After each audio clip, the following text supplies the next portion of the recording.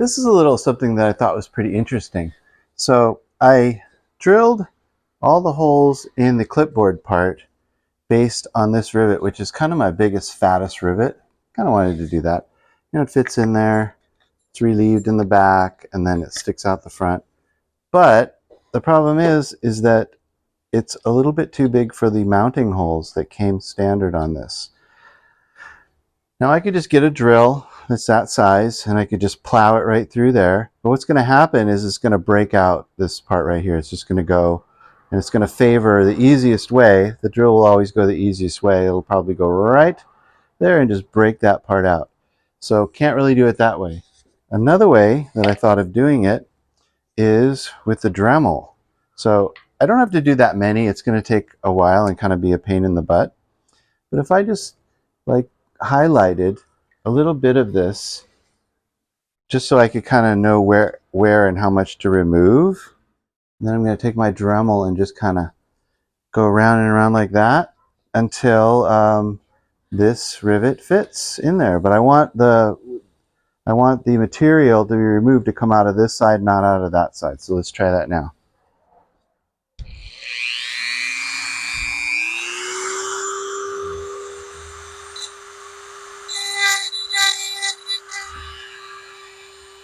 And there we go.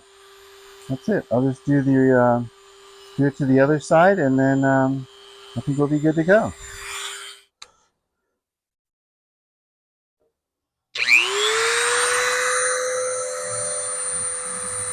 I'm trying to do something a little bit different with the 3 clipboards. I didn't just want to make 3 clipboards exactly the same. That's kind of boring. So the one I had in mahogany, the other one over there out of walnut, and I think I'll just keep it natural, probably just polyurethane. This one is kind of funky. It's kind of bent. I don't know if I really like this. I might maybe try to rip some pieces out of like birch or maple or something like that and kind of redo it. So this is almost like a test or scrap piece, but we'll see how it comes out. What I'd like to do is do some inlay. And so what I did is I set up my router table with a 1/4 inch bit at an 1/8 inch high. So I want to just router a 1/4 inch wide slot, an 1/8 inch deep, and I put it at 2.5 inches. So it'll kind of be like here, here, here, and here. Sort of like, hashtag or pound sign or something. And then after that, after I get that done, I'll rip some maybe maple or something to match. Try to match the thickness and height and everything. Inlay it in there with glue, sand it off, and then it might make kind of a nicer pattern and a nicer clipboard. So something kind of unique. All right, so let's go. First thing we're going to do is make the cuts on the router table.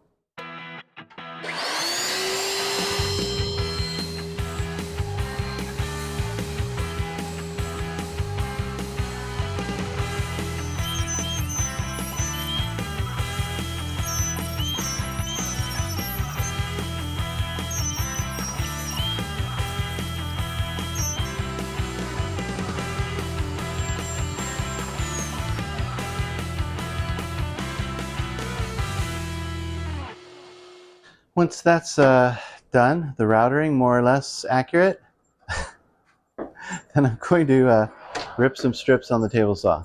I'm just going to set this on 1/4 inch and go for it. Right here, and then I'll rip a test piece and see how close I get.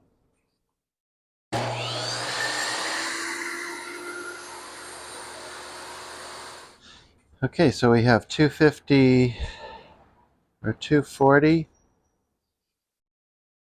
245, somewhere in there, 250. That's pretty darn close. Let's see if it fits. Looks like it kind of fits, maybe with a little persuasion, which is just about what I want. Oh, cool. I think that's perfect. So I have this really nice long piece of maple with a nice finished edge that I'm going to take advantage of, and I think I'll just rip it like that. All right, so let's see how we did. I may need to sand this a little bit, but I think it's pretty good. I like that. Let's cut it right about there, and then we'll work on smoothing this out a little bit so it fits in that channel. I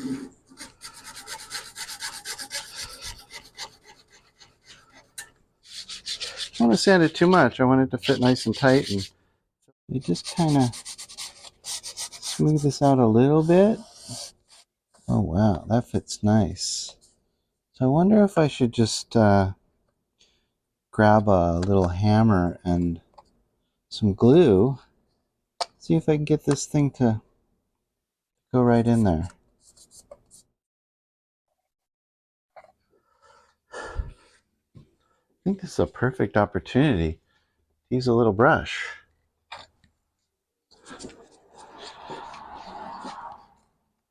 Yeah, wow, that works good.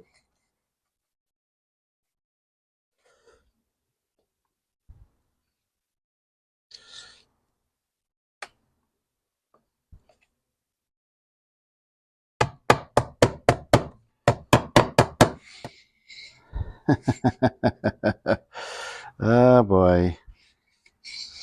Well, that didn't work. Look at the big crack there. Darn it, I didn't think it was that much forcing it in there. It's too bad.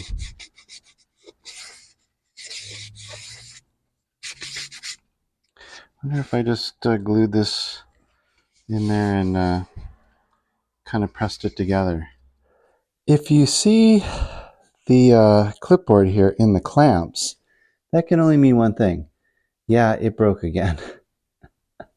While I was putting the clip on the clipboard, I thought I was pretty much done. It broke. And it's just the glue lines are going this way and the grain is going that way.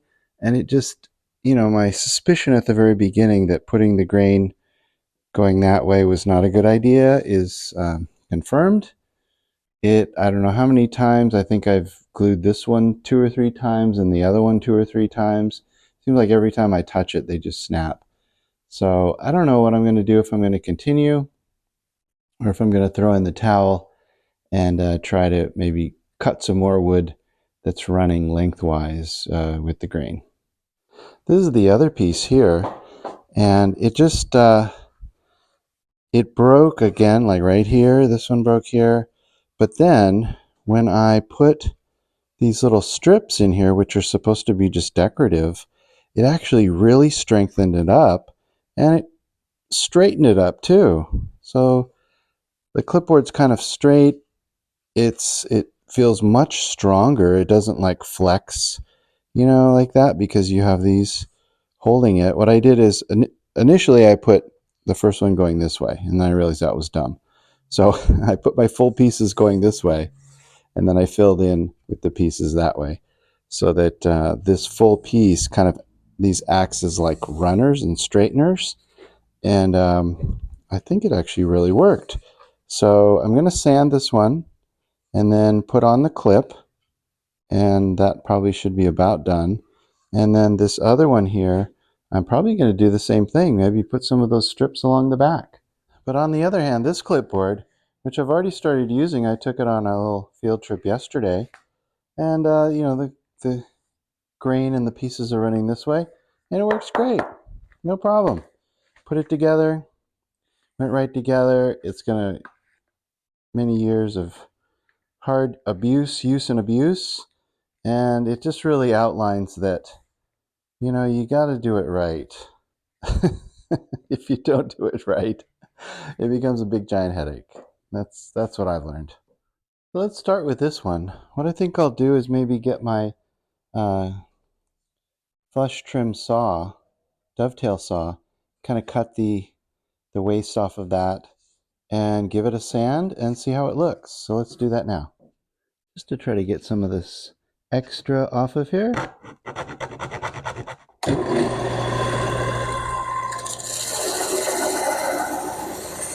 Okay, let's start with some 150. Then we'll go to like 220, then 320, something like that. And I can't forget to use my little jig to cut my holes here. That keeps all the dust down. It's amazing. If I forget to put these holes in here, then all the dust is flying up in my face, and I'm like, why is there so much dust? And then I realize, oh, because it really does. It sucks it right in there and puts it in the bag. So nice.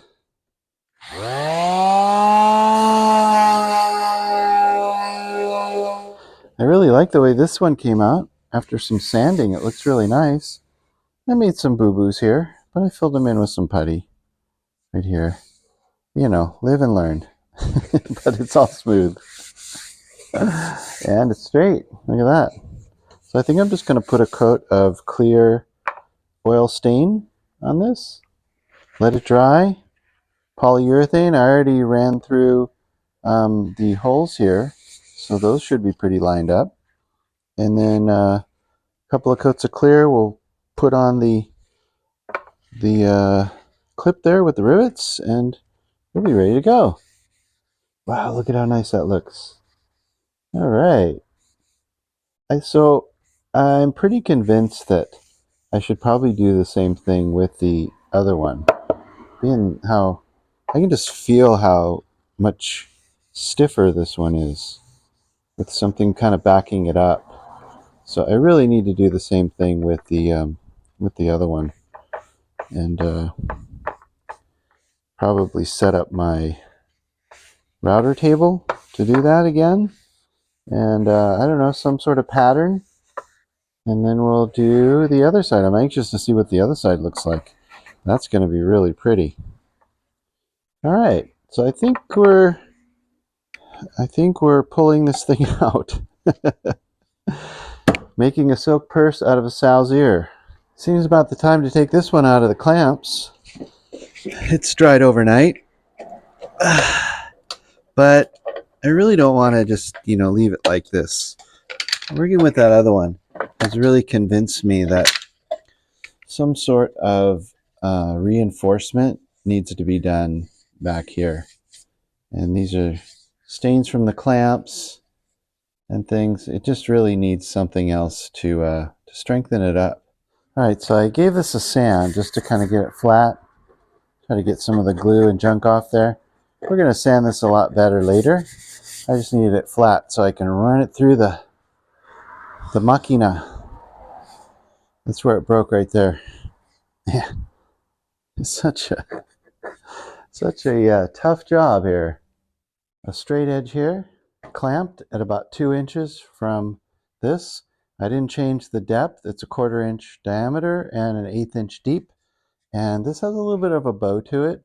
So what I want to make sure is that when I put it through here, I'm up against the stop and also down like that. So it does it. And try not to hit any of the metal parts. So I think I'm going to put a 2 inch here and then one right down the middle. And then we will try and reinforce this sucker.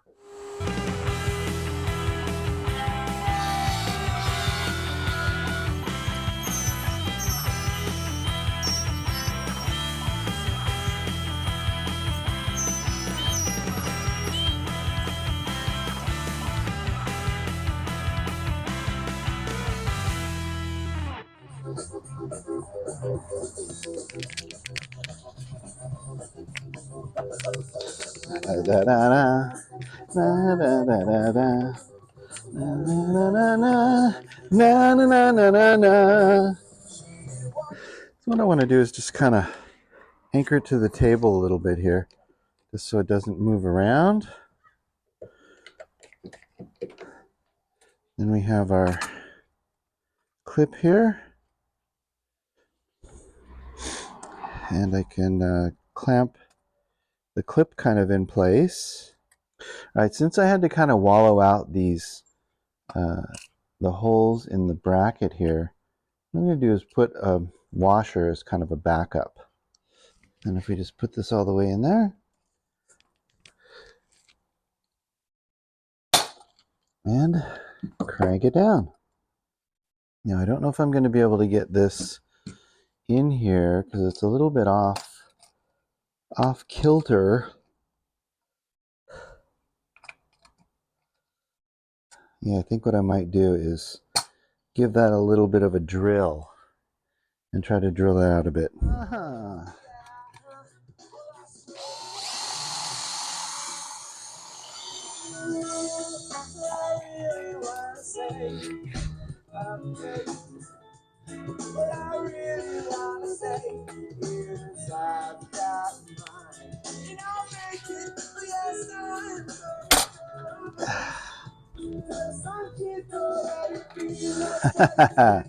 All right.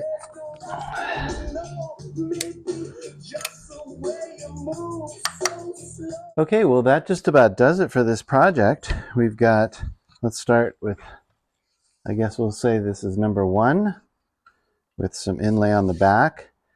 And the thing that I really noticed about this project is putting the grain and the strips of wood this way is really the way to go.